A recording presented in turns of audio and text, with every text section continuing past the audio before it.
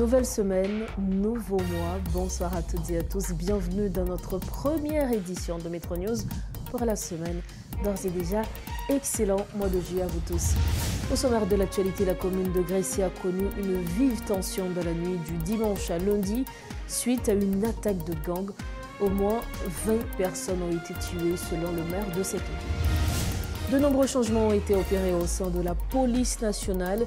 Plusieurs hauts gradés ont été remplacés, notamment au niveau du département de l'Ouest. Et puis le ministre de la Justice, Carlos Hercule, dément les informations laissant croire qu'il y a une crise de faim de la prison civile dans Savo, dans les Liens.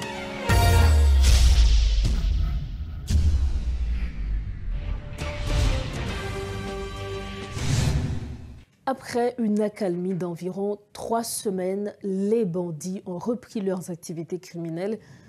Certains observateurs pensent qu'il s'agit de manœuvres visant à s'opposer à la mission internationale en cours, notamment avec l'arrivée du premier contingent de forces kenyanes dans le pays. Au moins une vingtaine de personnes ont été tuées dans la nuit de dimanche à lundi à Grécy, où des gangs ont pris d'assaut le commissariat de la commune et ont commencé à le détruire. Cet événement survient près d'une semaine après que le gang 400 Marozo a incendié la mairie de la Croix-des-Bouquets. Dans l'Artibonite, le gang Kokorat Sanras continue de rançonner les personnes traversant le département. Parallèlement, la route nationale numéro 1 est contrôlée par le gang de Savien. Pendant ce temps, le gang opérant à Bel-Air, à Port-au-Prince, a mené une nouvelle offensive contre le quartier de Solino dans l'après-midi du lundi 1er juillet 2024. Des policiers résidant dans le quartier ont réussi à repousser les attaquants. Nous avons également appris que la police a repris dans l'après-midi de ce lundi le contrôle du commissariat de Grécy. Des mesures concrètes seront prises en réponse à l'attaque du commissariat de Grécy par des groupes armés, a annoncé le ministre de la Justice, Carlos Hercule, lors de sa visite à la prison civile de Pétionville ce lundi. Les forces de sécurité nationales et les policiers kenyans coordonnent actuellement leurs efforts pour élaborer une réponse efficace face à l'escalade de l'insécurité. Le ministre Hercule s'est voulu rassurant, affirmant que des actions sont en cours, tout en gardant une certaine réserve sur les détails opérationnels. Sur ce reportage de Rodolphe Fierluy. Accompagné d'une délégation, le ministre de la Justice, Carlos Hercule, a visité les locaux de la prison civile de Pétionville ce lundi.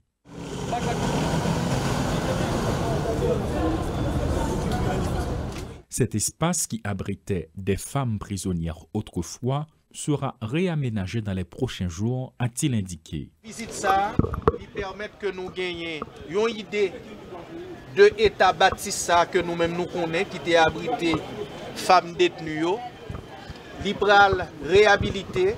Cette décision, prise par le titulaire de la justice, fait suite à une autre visite effectuée à Sermicole, un espace pénitentiaire pour les enfants. Le ministre entend désengorger la prison des enfants. Ça va permettre que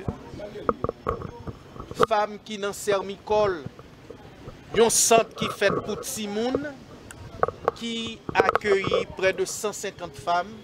Femmes ça yo pral capable venir là très bientôt, qui pral permettre que au niveau de Sermicole, Timoun yo y a gagné de meilleurs espaces pour yo faire tant que la loi décidée pour yo. Un autre point sur lequel l'accent est mis, c'est la nourriture pour les prisonniers. Maître Hercule se dit lucide par rapport aux faits et aussi se veut rassurant. Situation alarmante parce que nous connaissons problème de route là qui gagne fait que prisonniers ont gagné des retards. Mais le gouvernement l'a fait tout ça qu'on est avec des APA pour que question ça y adressée dans le meilleur des délais possibles. C'est aussi l'occasion pour les travailleurs de presse de toucher certains points, le déploiement des forces nationales et étrangères. Carlos Hercule n'a pas esquivé. MAS là, il vient pour supporter forces publiques, la police, l'armée. Structure ça yo gagné règles d'engagement yo gagné mode de procédé yo y a metté yo en harmonie avec force là pour que réponse qui doit bailler là, la baille en temps réel. Malgré l'insistance des journalistes, Maître Hercule se garde de faire des révélations. Le plus rapidement possible, la police nationale la prend contrôle situation. Dans le cadre de la visite effectuée par le ministre de la Justice, Carlos Hercule, en absence du Premier ministre Gary Coney qui se trouve à Washington, le ministre de la Justice assure que par rapport au commissariat qui se trouve à Gressier et d'après les informations qui ce matin a été pris d'assaut par des groupes armés, une réponse sera donnée afin de pouvoir reprendre le contrôle de la situation. À quand cette réponse? Il n'y a pas eu de précision de la part du ministre de la Justice, Carlos Hercule, mais tout simplement il se veut rassurant en vue de permettre à la police nationale d'Haïti ainsi qu'aux habitants de la zone, non seulement du côté de la police de reprendre le contrôle de la situation, mais du côté des habitants de pouvoir rentrer chez eux. Paul Léel et Rodolphe Pierre-Louis pour Télémétropole. Alors que les bandits reprennent leurs exactions, l'inquiétude monte au sein de la population de certains quartiers de la région métropolitaine de Port-au-Prince. Des spécialistes avaient pourtant prédit que l'arrivée des policiers kenyans entraînerait une capitulation des groupes armés. Pour une analyse approfondie, nous accueillons sur le plateau de Maître News ce soir le colonel Imler Rebu. Colonel Imler Rebu, bonsoir, bienvenue sur le plateau. Bonsoir, merci pour l'invitation. Alors, nous savons que le premier contingent des troupes kenyanes est en Haïti. Justement, vous êtes avec nous pour commenter l'actualité, notamment avec l'arrivée de la mission multinationale. Qu'est-ce qui va changer concrètement avec l'arrivée de cette troupe kenyane sur le terrain? Je ne peux pas vous dire. Vous êtes plutôt sceptique, vous... Bon, je ne suis pas sceptique. Je constate que les choses se font en dehors des règles de l'art. Et comment ces choses devraient-elles se faire? Bon, c'est écrit dans tous les manuels. Premièrement, il y a un contingent qui est arrivé. On ne sait pas ce qu'ils font. Ça fait quand même 8 jours qu'ils sont là. On ne sait pas comment la coordination se fait avec les autres forces qui sont sur le terrain. D'une manière générale, on ne fait pas ce genre d'opération à petits coups. Est-ce que là vous faites référence par exemple à la société, à la population haïtienne qui ne sait pas forcément ce qui se passe, ou du moins est-ce que vous insinuez également que même les autorités, que ce soit les autorités policières ou bien le haut état-major, est-ce que selon vous, est-ce qu'ils ne sont pas imbus des stratégies qui vont être utilisées? Bon, je suppose qu'ils sont dans des positions et dans des postes où ils doivent maîtriser ce qui doit se faire. Moi, ce que je sais, la méthodologie utilisée, d'abord, premièrement, le choix des troupes. On a tout abordé comme s'il s'agissait d'un problème pouvant être résolu par les modes opératoires policiers. C'est un mensonge. C'est un mensonge sur le plan technique. La nature du problème que nous avons là ne sera pas résolue avec les méthodes policières. Je parle de résoudre le problème. Je ne dis pas de faire comme si. Pour moi, les dirigeants peuvent ne pas être conscients, mais ils sont dans une dynamique qui ne peut aboutir qu'à du faire comme si. Donc pour vous... Parce que moi, je parle de résoudre le problème. Je ne dis pas qu'on monte pas des opérations, quand même. Une manière de faire, d'opérer, qui met un ben-aide sur le gros cancer que nous avons et faire croire que c'est résolu. C'est comme penser, mais pas identifier le problème pour essayer de le résoudre. Est-ce que pour vous, ce sont des militaires qui devront... C'est un problème militaire. Dès que vous entrez dans un espace où il y a des positions géographiques occupées, les opérations policières ne peuvent pas résoudre ce genre de problème. Vous allez avoir à tourner en permanence, avoir des opérations, des succès mais toujours devoir reprendre la même chose. Alors, le constat, les troupes kenyanes sont en Haïti, on parle des policiers. Aujourd'hui, qu'est-ce qui peut être fait, puisque les troupes sont déjà... Je ne sais pas. Moi, ce que je sais, on ne peut pas demander à quel que soit le corps de police au monde de résoudre un problème d'occupation d'espace territorial. Pire, d'espace territorial occupé par des hommes armés confondus avec la population civile. Est-ce qu'aujourd'hui, on devrait faire appel à une autre mission? Quel est le plan B? Quelle est l'option dans ce cas? Je ne sais pas. Je ne sais pas. Dès le départ, premièrement, ça a été une erreur, et ça continue d'être une erreur, de donner le commandement de la mission à une force de police. Cela veut dire que quand il faudra entreprendre des opérations, même si on fait venir des troupes militaires après, les troupes militaires ne peuvent pas évoluer dans une relation de subordination à des forces de police.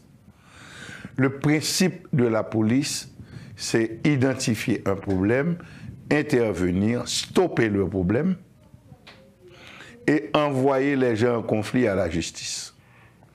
La police n'est pas là pour faire de la consolidation d'espace géographique. Et le problème, dès qu'il était posé, était un problème d'encerclement, d'assiègement de la baie de Port-au-Prince. C'est un problème militaire. Quel que soit le technicien qui vous dit qu'on va envoyer des policiers pour résoudre ça, ou bien la personne se trompe, ou bien la personne fait exprès. Maintenant, quel est le plus grand obstacle que cette force pourrait rencontrer en étant sur le terrain? Bon, je ne sais pas. Je ne sais pas. Il y a des choses que je n'ai pas le droit de dire. Il y a des choses que je n'ai pas le droit de dire. Mais on peut et c'est là le gros risque.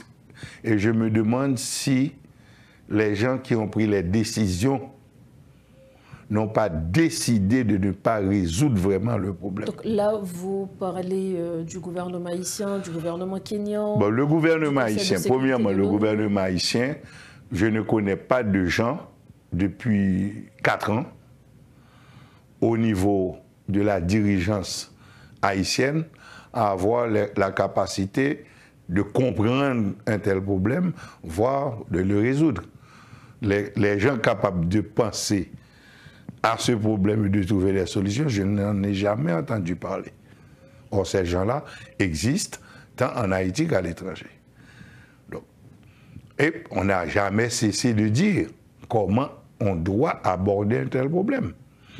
Maintenant, on fait venir des troupes étrangères qui sont des policiers. C'est ce qu'on nous dit.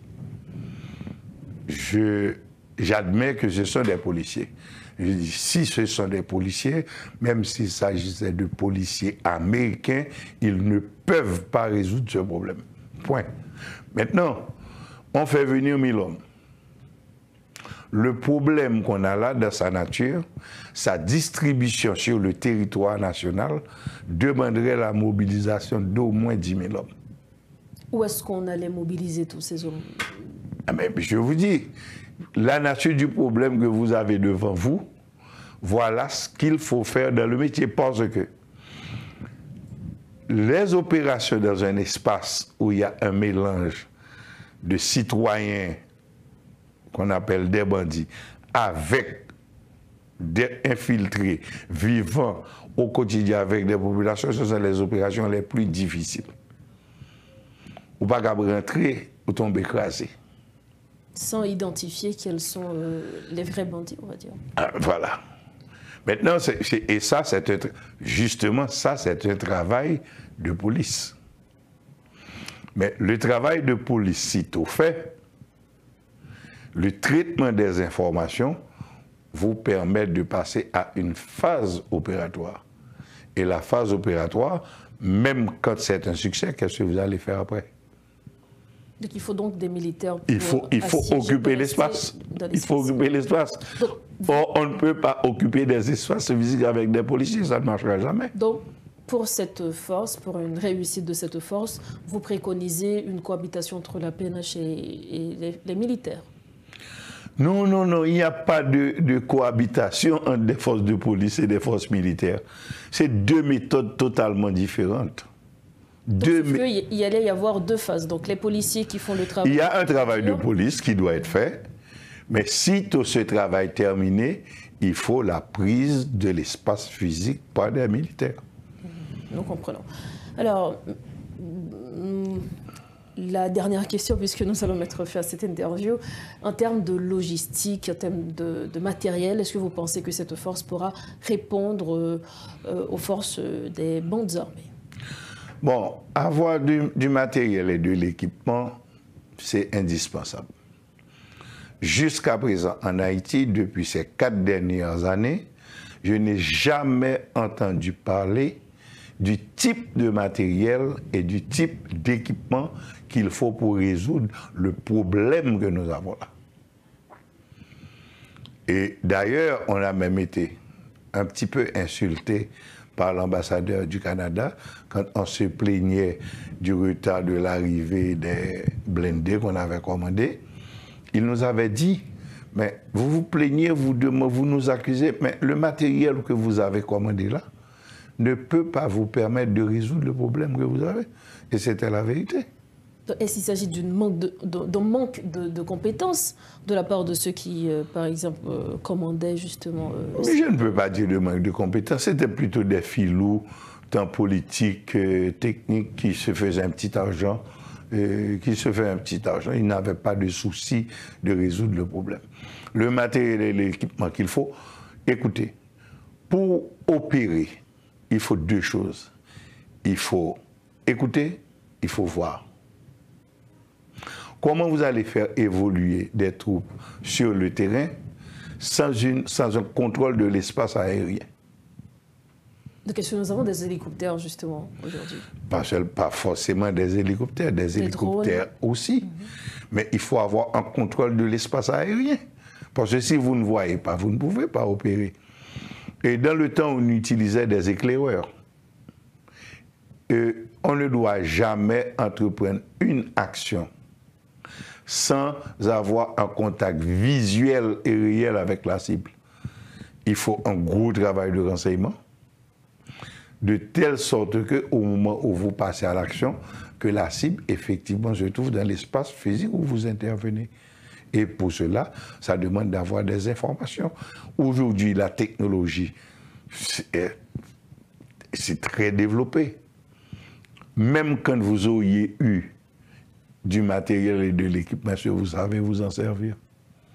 Est-ce que vous êtes entraîné avec ce matériel, cet équipement? Donc, et ceci, je l'avais dit, j'avais rencontré le docteur Ariel Henry, on en a discuté, c'était dit au départ. Pour moi, il y avait une volonté de ne pas résoudre le problème.